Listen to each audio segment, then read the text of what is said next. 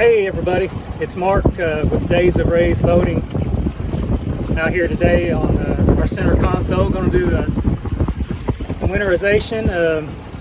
It's not a real hard job on these little Mercury 115s. I'm sorry, that's Suzuki 115, but or the Mercury's for that matter.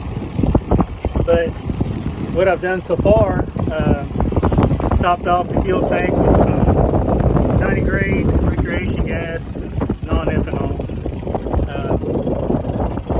and although it's non-ethanol, also topped it off with the Stay Mill 360 Marine fuel stabilizer, just for the extra insurance. But unloaded, and I did about a 4-mile rip down the lake out of the bay into the channel, and as you can see, it's not real bad today. It is pretty windy, but I did about a 4-mile rip, and just to get everything mixed up in the tank, to get the all of that stay mill and fuel into the engine. The boat's running great. It's not a real big boat, but it's a nice little boat for us. I'll get a better video of it here later on, but anyway, getting ready to load it back up. I'm going to tackle this, get it up to the dock myself for this windy day, so you guys that boat know what I mean. But anyway, once I get it on the trailer, I'm going to do a fog on the engine, so I'll get back with you and show you how I go through that process. Stick around. So I'm back on the dock now. Wasn't too bad. It was pretty successful. A little bit of chop today, a little bit of wind, so you know you always got to work with the wind. You can't work against it, that's for sure. But just give you a little information on our boat. It is a 1995 187 center console. The model of it is a Quest, and it's made by Four Winds.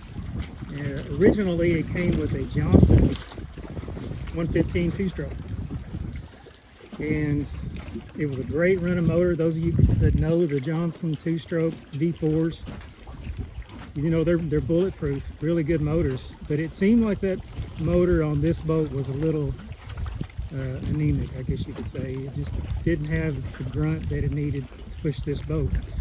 This isn't a big boat.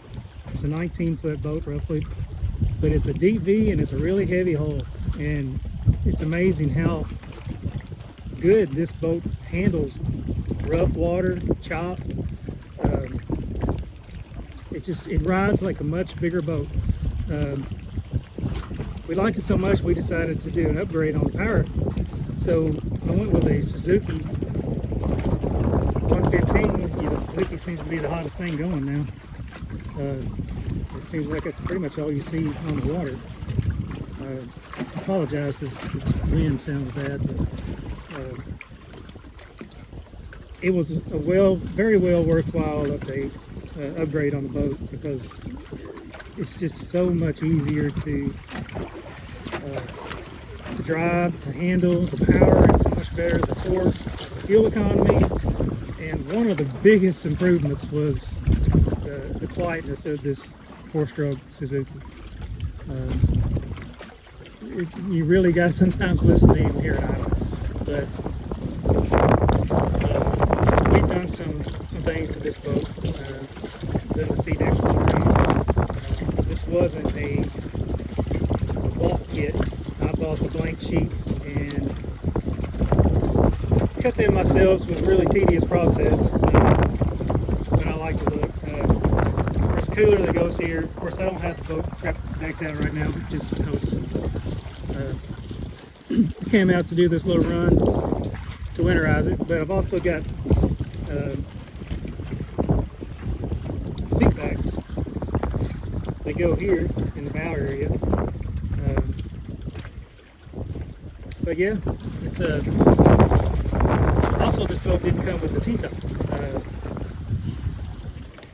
It had a bimini on it. I installed the T-top. Really like the T-top, and it's really been a fun boat. The T-top's made by Fishmaster, and really can't complain. It was a really good quality top.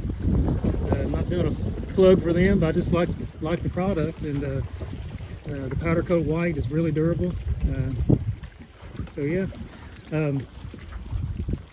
really enjoy the boat. I'm really kind of sold on center consoles. I wish my pocketbook would let me afford a larger one, but this satisfies the wife and I. We got 2 pups, small dogs that ride with us and really enjoy it as well. So we have a good time with it. I'm gonna put it away for the winter, but like I said, I'm gonna put it on the trailer. I'm gonna pull the engine cover off, have the intake open, so I'm gonna pause the engine while it's running, and then I'll shut it down and it'll be done. So stick around for that. So here I am on the ramp. I'm backing down to the water, and something I see a lot of people do, and I've done it myself, you know, in the process of learning of how to load a boat properly. There's a such thing in the boating world of being in too deep. You've got to leave enough surface area of your bunk boards out of the water to align your boat as you approach. So what I'm going to do here, I'm going to back down, and I have found that this typically works. I've had several boats, and this typically works for most that I've, you know, had to deal with. Top of the fenders about flush with the water, and the tips of the bunks just breaking the water. It seems like that works pretty well most commonly for most trailers and most boats. I've never had anything bigger over a 240, a 24-foot bow rider. Had a 240 Tri-Tune. Tri-Tune's a little different, but it was probably one of the easier boats that we ever loaded. But yeah, just keep that in mind as you are putting your trailer in the water. You want to be able to use your bunks to guide your boat up to the bow roller, and if you're in too deep, then you're never going to hit your bunk boards, and the only thing that's ever going to touch the bunk boards is very bottom of the hole, and you're going to be almost up to your bow eye before you even make contact. So as long as you keep the trailer enough out of the water, your tips out of the water, you can adjust, you know, a little bit there from there on, but you never want to totally submerge, in my opinion, your bunk boards. So I'm gonna grab the boat. I wish the wife was here to video me loading the boat, but we've done that in another video, so check that out as well. But anyway, be right back. Well, you wouldn't know it as soon as I get ready to get off the water, the sun comes out. But anyway, I can get a picture of that. So here's the boat in the water. Give you a little visual from out here. But yeah, there's the console at the dock over there. So I'm gonna swing it around over here and load it up, get it hitched up, and I'm gonna pull it out just a little bit, and then we'll do that fogging procedure. Figures. Now look at this. Beautiful day now. Seems like the wind's calming down some too, but oh well. Anyway, I don't know if I mentioned though that I'm on Kentucky Lake. And this is Sled Creek. It's one of the larger bays on Kentucky. It's a really nice place to hang out. We hang out here quite a bit during the summer. Throw out an anchor, put out our lily pad, and have a good time. But anyway, time to load the boat.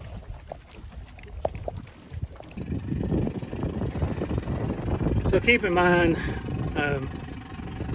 it's always better to have someone helping you out when you're unloading or loading or docking or anything of that nature.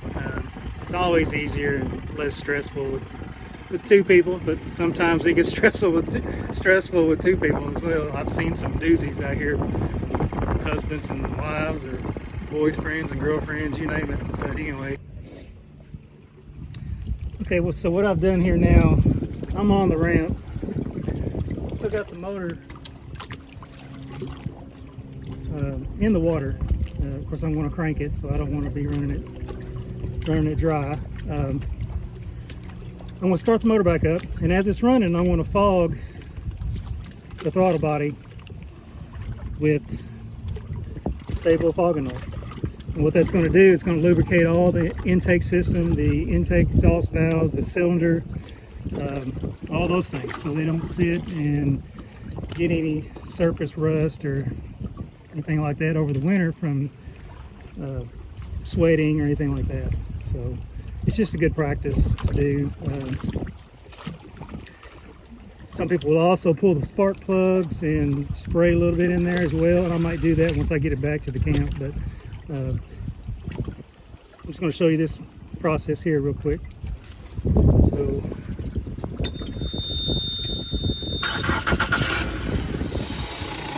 the motor is running. And what's going to happen as I spray this, it's going to start to stumble a little bit, and it could even die. And if it does, that's fine. So here we go.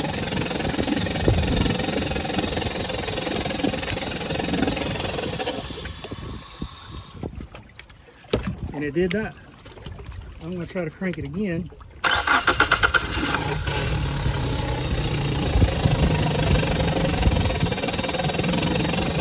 Get it a little bit lighter. I don't want it to die right away.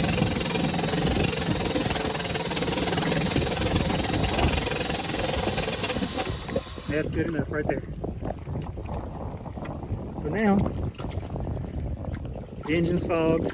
I'm going to install the air intake system, put the engine cover back on, then I'll pull the boat out of the water, let the engine down all the way. Another good thing about winterizing these outboards is they self-drain, so you don't have to worry about water so much. So I'll get this put back together, and we'll do that. Get back with you. So here we are now out of the water. I got the engine fogged. Pull the plug, make sure everything's getting drained out of the hole. I did send the motor completely vertical. Like I said, these motors will self-drain. I also recommend, if possible, when you put it away at home or wherever, if you can vertically put the motor up vertical. It's not a bad practice because it helps any trapped water to eventually make its way out. But yeah, all in all, it's been a pretty good day. It's been a little windy, but been a good day. Beautiful day out here in the water. Any day on the water is a good day to me, pretty much. But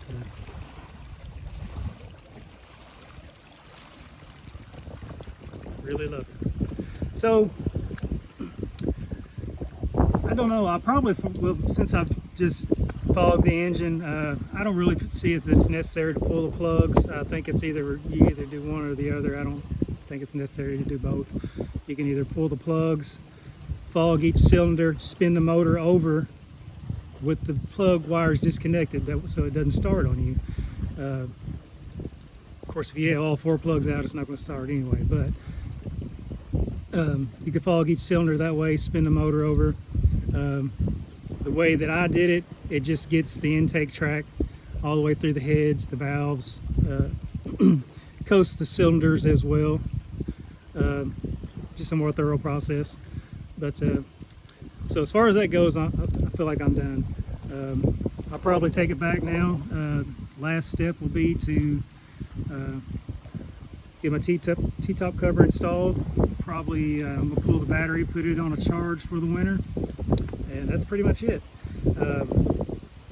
One other thing, yeah, I almost forgot about that. Your lower unit gear oil. If you have any kind of water intrusion issues at all, it's good practice to go ahead and change that prior to the winter season, because if you do have water intrusion in your lower unit, it could be a bad thing, you know. You're certainly, hopefully you're going to service your lower unit at the start of the season anyway, so you could go ahead and do it now. It's just extra insurance. You don't have to worry about water being there freezing over the winter time, and also so that job's done for you at the start of the season. So I will do that as well, and I'll follow up with a video on that.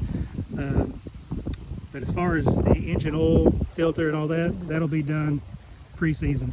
So anyway, I hope this video is helpful. Like and subscribe if you would, please, to just help us grow our channel. We just started this. We're going to be doing more video content on Kentucky Lake this coming season, this coming summer. We're actually going to plan on doing some videos in the Barkley Canal area, so we can get videos on film, and hopefully we'll get to recognize and become a familiar face around here. But we really want to grow the channel. We want to promote this lifestyle, and hope y'all come along with us. Days of Rays.